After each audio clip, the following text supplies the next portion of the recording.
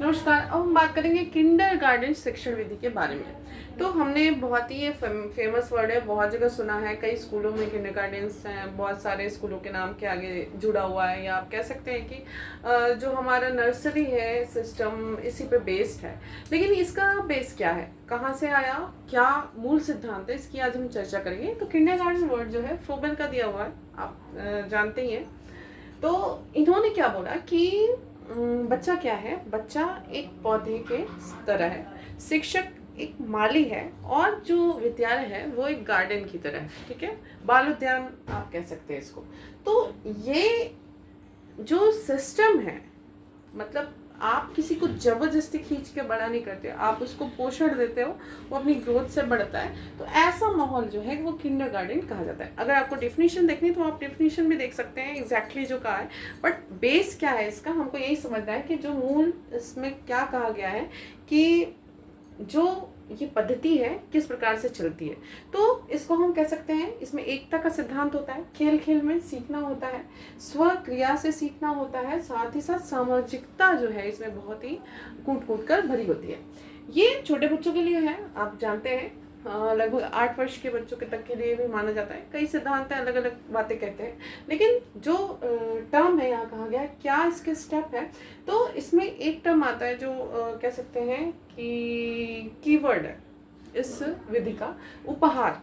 Froebel ने बात करी उपहार की, तो उपहार कितने प्रकार के हैं, 20 उपहारों की बात की गई है, जो उसमें सभी समाहित हो जाएंगे, लेकिन हम उसको देखेंगे। तो पहला उपहार आपका क्या था, रंगीन गेंद, ऊन के गोले के हो चाहे कलरफुल बॉल्स हो, उसकी बात की। दूसरा उपहार आपका गोला घन बेलन, जो ठोस आकृतियां। तीसरा उपहार आपका विभाजित घन है। चौथा आयताकार गुटके। पांचवा विस्तारित घन। छठा आपका जो है वास्तुकला है। फिर सातवां समतल आकृतियां। फिर आठवां डंडियां। फिर नौवां छल्ले। 10वां बिंदु, बिंदु से संबंधित जितने भी आपकी चीजें हैं पॉइंट को डिनोट करती है। 11 से 13 तक चित्रकारी। और 14वां आपका क्या है, कागज बुनना। 15वां कागज मोड़ना। 16वां कागज काटना। 17वां मटर सींग। 18वां मिट्टी, मिट्टी के जो सामान बनाते हैं। 19वां कार्डबोर्ड। और 20वां सुई।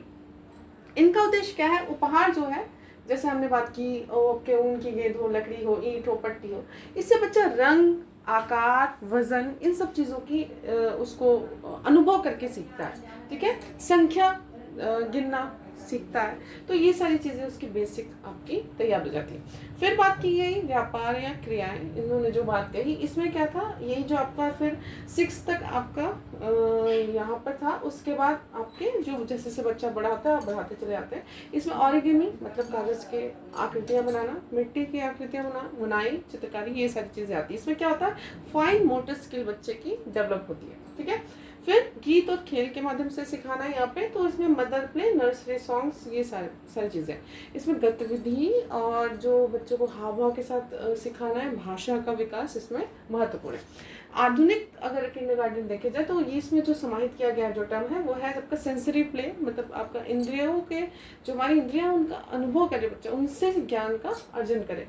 थीम बेस्ड हो गया, सामाजिक भावनात्मक, डिजिटल इंटीग्रेशन आपका हो गया, और सर्कल टाइम, जैसे अपने मॉर्निंग सर्कल टाइम्स है, राइम्स वगैरह, जो पोएम्स वगैरह, प्रार्थना और जो भी चीज़ें करते हैं, ये सारी चीज़ें हैं उनमें डेवलप करनी है। जो उनकी बेसिक आप कह सकते हैं नीड है, उसके लिए उनको स्वयं प्रिपेयर करते हैं, साथ ही साथ बेसिक नीड को फुलफिल करते हुए सामाजिकता में वो क्या करें, अपने आप को ढालें। इसके लाभ देखेंगे तो आप अनुभव और रचनात्मकता इसका बहुत ही महत्वपूर्ण लाभ है। प्रक्रिया से बच्चा सीखता है, हस्तक्षेप से सीखता है, स्व अनुभव से सीखता है, स्वतंत्रता के साथ सीखता है, अभिव्यक्ति बच्चे की अच्छी हो जाती है, प्रकृति से जुड़ाव होता है, बाल केंद्रित विधि है। इसके अलावा आत्मानुशासन इसमें होता है, इंद्रिय प्रशिक्षण होता है, तनाव मुक्त बच्चा रह के पढ़ता है, खुशी खुशी आनंदमय वातावरण में, और सर्वांगीण विकास बच्चे का होता है। तो बहुत ही अच्छी विधि है। और अगर इससे संबंधित कोई भी प्रश्न आता है तो आप आसानी से कर सकते हैं। इसके जनक पूछता है या इसके टर्म्स पूछता है, उपहार के बारे में पूछता है, तो आप आसानी से इन प्रश्नों का उत्तर दे सकते हैं। धन्यवाद।